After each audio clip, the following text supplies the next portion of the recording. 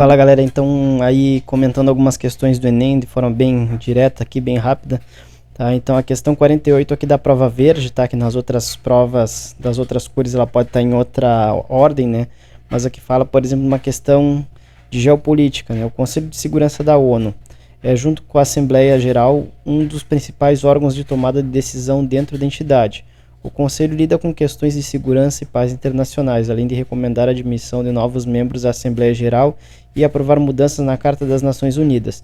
5 dos 15 membros são permanentes e podem vetar resoluções, o que aconteceu 261 vezes até 2020. Então, a composição e o funcionamento do organismo internacional apresentados revelam a seguinte característica das relações internacionais entre os países membros. A qual é a característica, então, do Conselho de Segurança da ONU, tá? Lembrando que a ONU, como eu sempre falo em todos os vídeos que eu menciono ela não é um governo, uma entidade de governo, né? No planeta nós não temos um sistema de governo global propriamente, como nós temos em âmbito municipal, estadual, federal, né? Onde nós elegemos representantes em poderes separados, né? Executivo, legislativo. Então, o Conselho de Segurança da ONU ele tem esse papel aqui de, como fala ali no enunciado, né, de recomendar a admissão de novos membros e aprovar mudança na Carta das Nações Unidas, tá? E assim, muitas das resoluções da ONU, né, elas podem ser vetadas por esses membros do Conselho, especialmente os que têm assento permanente. Então, quem são os que têm assento permanente? São apenas Estados Unidos, China, Rússia, França e Reino Unido, tá? São 5 países. Que isso aí reflete o período pós-Segunda Guerra ali, tá? Onde os vencedores da Segunda Guerra permaneceram como principais representantes aí da ordem política global, né? Então, nós temos aí a primeira opção que fala sobre igualdade militar, tá? O que não é uma das características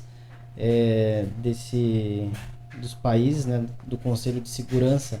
Ainda mais se nós considerarmos os países que ocupam assento rotativo, inclusive o Brasil, que já ocupou, né? Então, existe uma desigualdade militar muito grande, tá?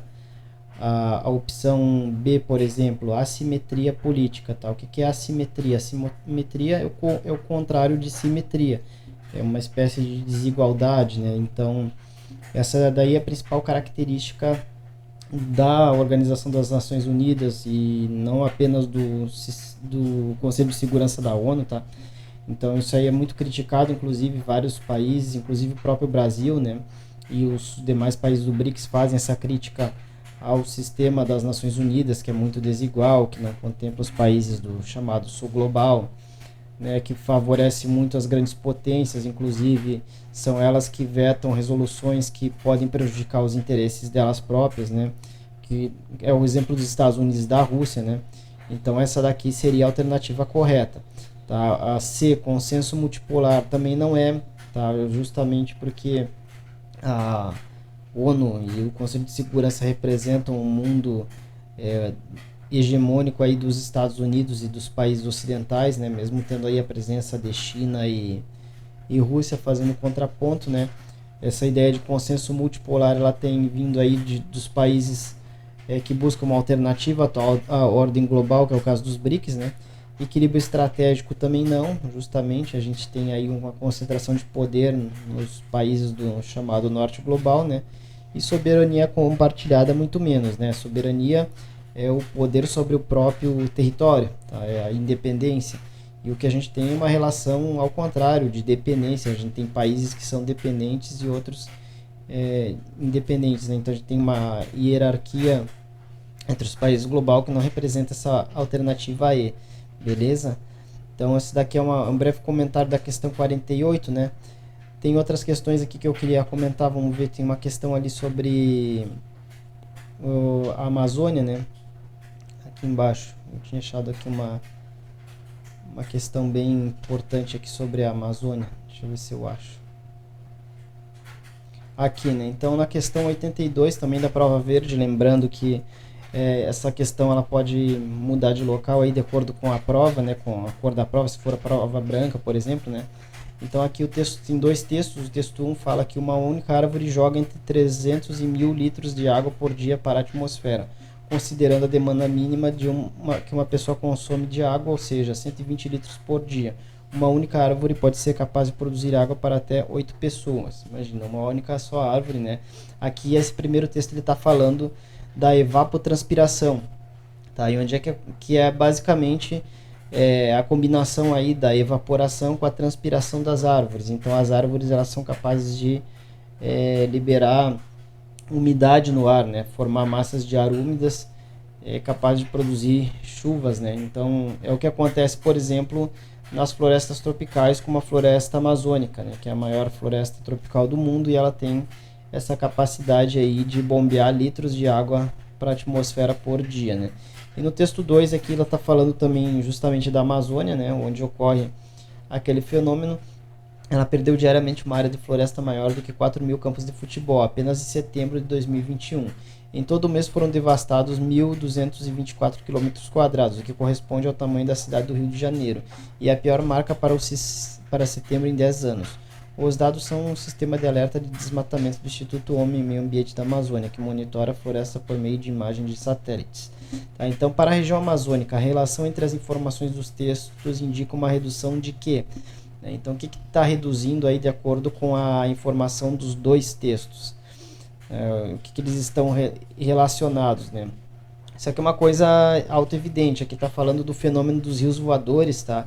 Que ele é muito estudado quando a gente fala de geografia do Brasil, de clima do Brasil, né? Principalmente porque a massa de ar continental que sai da Amazônia, ela é úmida, né? E ela vai distribuir chuvas para outras regiões do Brasil, né? Não só do Brasil, mas também da América do Sul aqui. Então isso é afetado quando a gente tem um desmatamento, né? Então seria a circulação dos ventos alísios. O que seriam ventos alísios? Os ventos alísios são aqueles ventos que saem do hemisfério norte, do hemisfério sul em direção à linha do Equador, né? Causados pelo movimento de rotação da Terra. Então não é essa a alternativa, tá? O aquecimento dos solos locais. Também não há uma redução do aquecimento dos solos locais, muito pelo contrário, se a gente desmatar, né, isso aí não é reduzido. Média de temperatura oceânica, tá, também não, a temperatura oceânica ela não tem relação aí com esse fenômeno do desmatamento, que a gente está falando aqui de desmatamento. O índice de refletividade superficial, a gente também chama de albedo, né, mas não é o que está em questão aqui. Se a gente desmata, tá, a gente não vai ter uma redução da refletividade. E aí, no caso, a intensidade das chuvas convectivas. O que são chuvas convectivas? São aquelas chuvas que vêm da diferença, são causadas pela diferença entre as massas de ar, né, de pressão, por exemplo, atmosférica, né? Então, o ar quente da superfície ele sobe, levando inclusive a umidade, né? E depois vai causar aí essas chuvas, né? Então, a alternativa aí é a correta, tá? Então eu trago essas duas questões aí para comentar, uma sobre geopolítica e outra sobre geografia do Brasil, né, especificamente sobre clima e biomas, né. Se vocês quiserem continuar vendo mais comentários sobre questões, não se esqueçam de se inscrever, de deixar o like, tá, e compartilhar aí o canal para fazer ele crescer, tá. E deixem sugestões aí de questões do Enem que vocês querem que comentem também, tá, que posso estar comentando com mais detalhes aí, mostrando algumas outras alguns detalhes mais específicos no vídeo, beleza? Então eu fico com vocês por aqui, até o próximo vídeo, valeu!